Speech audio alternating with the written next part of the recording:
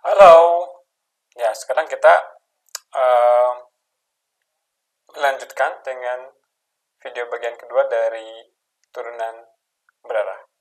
Ya, jadi kita diberikan fungsi dua variabel fx y seperti ini, x e pangkat y tambah x kuadrat y. Yang pertama kita diminta untuk mencari turunan parsial di titik 1,0, dan yang kedua kita diminta mencari turunan berarah di titik 10 dalam arah yang diberikan ini. Ya. Oke, untuk yang pertama, sebenarnya kita bisa langsung ngerjakan yang kedua aja ya. Kenapa? Karena lihat menurut formula ini, untuk bisa menentukan turunan berarah, pertama kita perlu menghitung gradien f di titik yang diberikan. Nah, karena gradien f itu adalah turunan parsial terhadap x, komponen pertamanya, dan komponen keduanya turunan parsial terhadap y, maka kalau kita menghitung gradien f-nya, maka yang bagian pertama akan sudah terjawab. Ya. Oke, jadi apa? Gradien f-nya apa? Kalau kita turunkan si f terhadap x, hasilnya apa? Ini dianggap e pangkat y-nya konstan. X dikali konstan diturunkan, tinggal si konstan tersebut. Ditambah 2xy. Ini turunan parsial terhadap x-nya. Turunan parsial terhadap y adalah x dikali turunan e pangkat y. E pangkat y kalau diturunkan, e pangkat y lagi. Kemudian x kuadrat y diturunkan terhadap y adalah x kuadrat. Nah, gradien f di titik 1,0 tinggal kita substitusikan, x-nya sama dengan 1 dan y-nya sama dengan 0. Ya. Jadi kalau disubstitusikan y-nya 0, 1 ditambah 0, masukkan lagi, x-nya sama dengan 1, 1 kali 1 ditambah 0, ditambah 1 ya. Jadinya 1,2.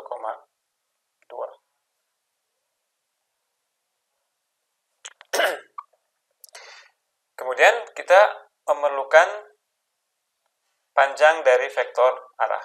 Ya. Kita ingin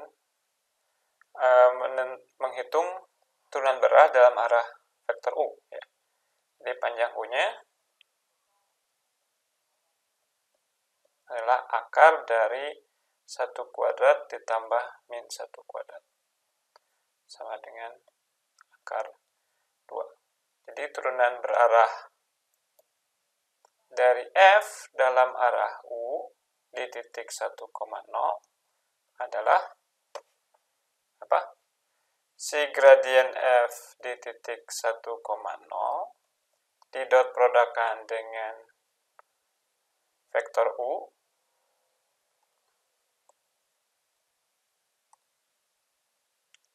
dibagi dengan panjang vektor U.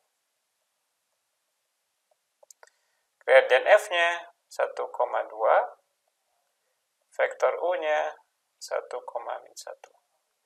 Dibagi dengan panjang U. Yang U-nya adalah apa? K2 ya. Di atas didot produkkan 1 kali 1, 1 ditambah 2 kali min 1, min 2. 1 ditambah min 2, min 1.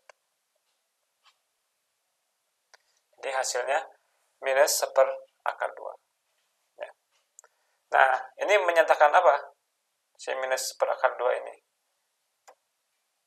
Jadi kurang lebih ilustrasinya gini. Ya. Jadi Anda punya permukaan si fungsinya. Ya mungkin bentuk permukaan yang sebenarnya, bentuk permukaan fungsi ini yang sebenarnya bukan seperti yang saya gambarkan ya. Ini cuma model saja. Kemudian kita punya titik berapa tadi? 1,0 di bawahnya. Dan di atas ini ada sebuah titik di permukaan. Sini. Ya. Nah, Anda bayangkan si permukaan ini adalah bagian dari lereng suatu bukit gitulah, ya. Dan sekarang Anda berdiri di titik yang merah ini. Ya.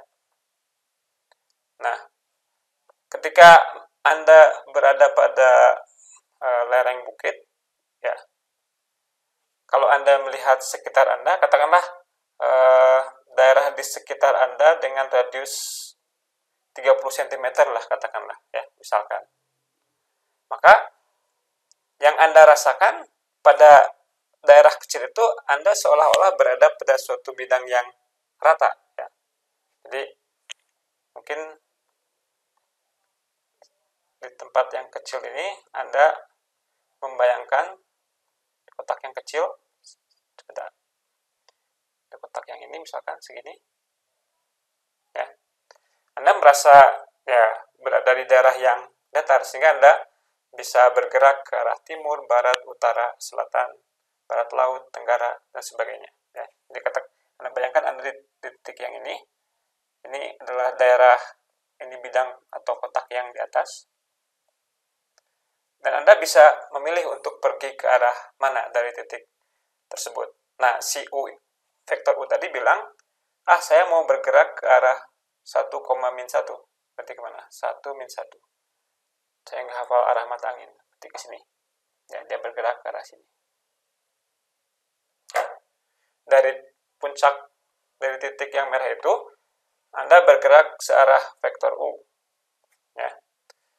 Nah, informasi bahwa nilai turunan berarahnya bernilai -1/akar 2 itu menunjukkan bahwa tepat ketika Anda akan bergerak ke arah searah dengan vektor U, Anda akan turun dengan laju sebesar -1/akar 2. Itulah yang diinformasikan oleh turunan berarah. Seberapa cepat Anda turun atau seberapa cepat Anda naik ketika Anda bergerak dalam arah tertentu.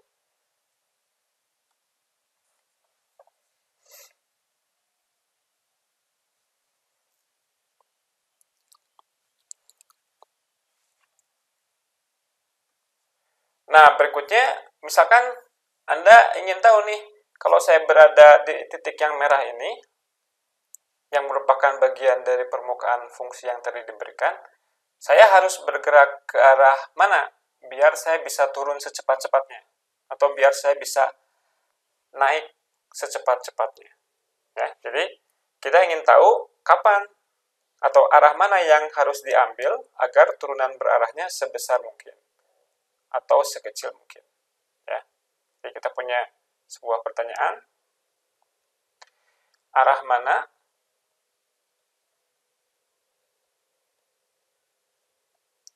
yang harus diambil, arah U mana yang harus diambil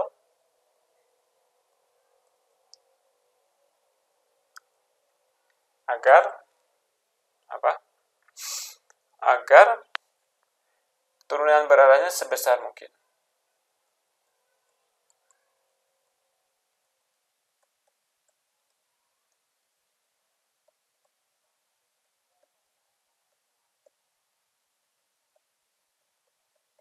Oke.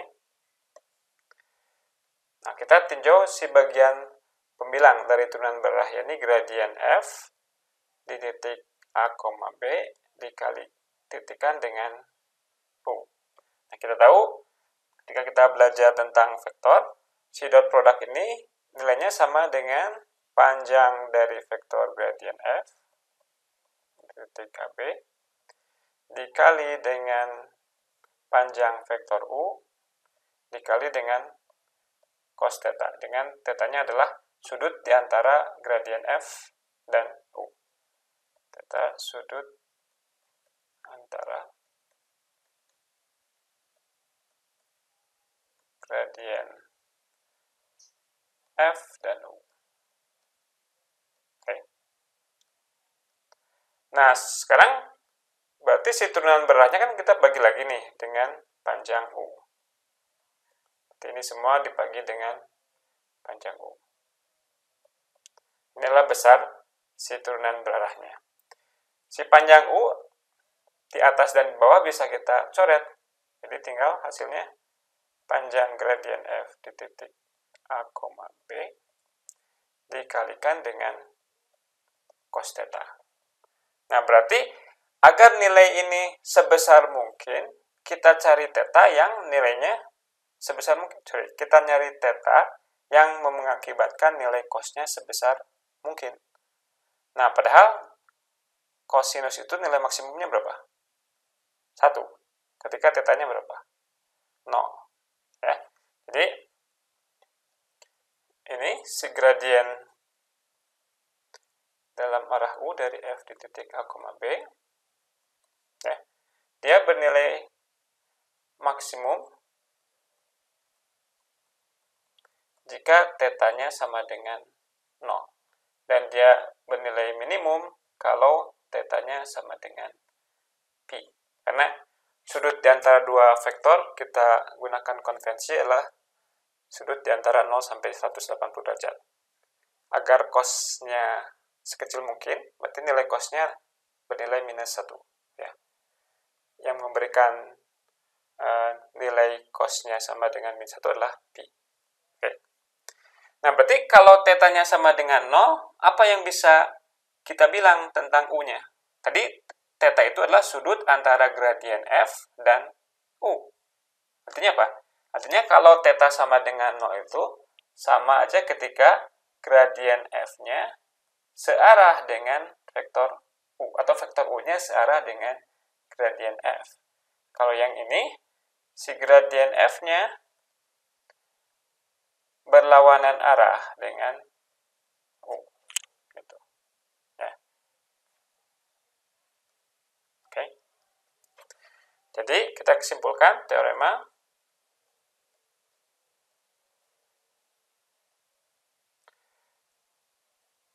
Gradien F dalam arah U di titik AB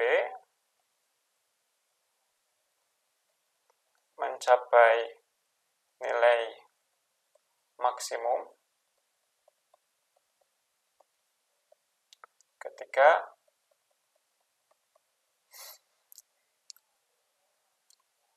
U-nya searah dengan gradien F di titik AB. Dan untuk yang minimum, kalau U-nya berlawanan arah.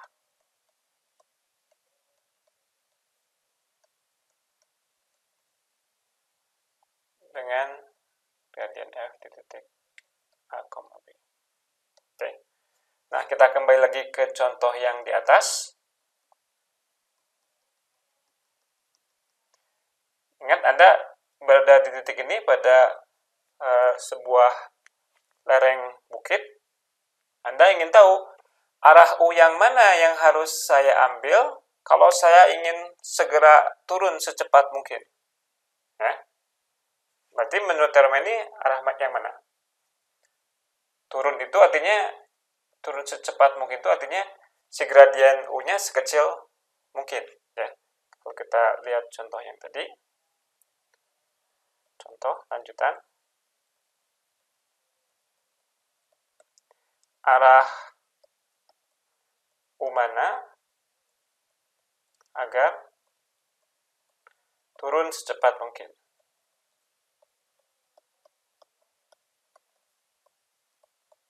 Ini turun secepat mungkin ini cuma parafrase dari arah mana yang harus diambil agar turunan berarahnya sekecil mungkin.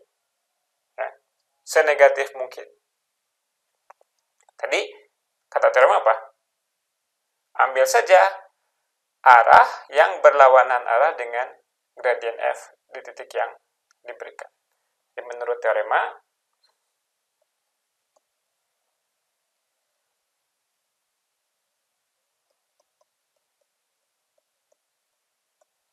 ambil arah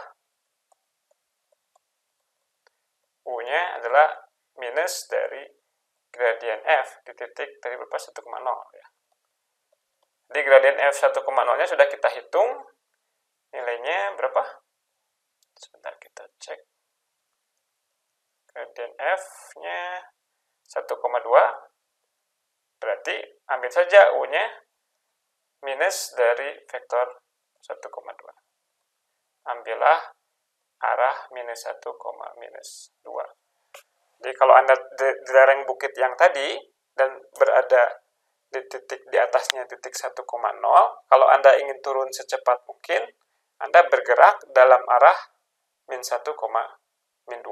Tapi itu pas mau melangkah aja, pas mau pindah dari titik 1,0 aja, dia turun secepat mungkin. Ketika Anda berada di titik lain, mungkin arah yang diambilnya harus berbeda lagi, bukan arah U yang ini.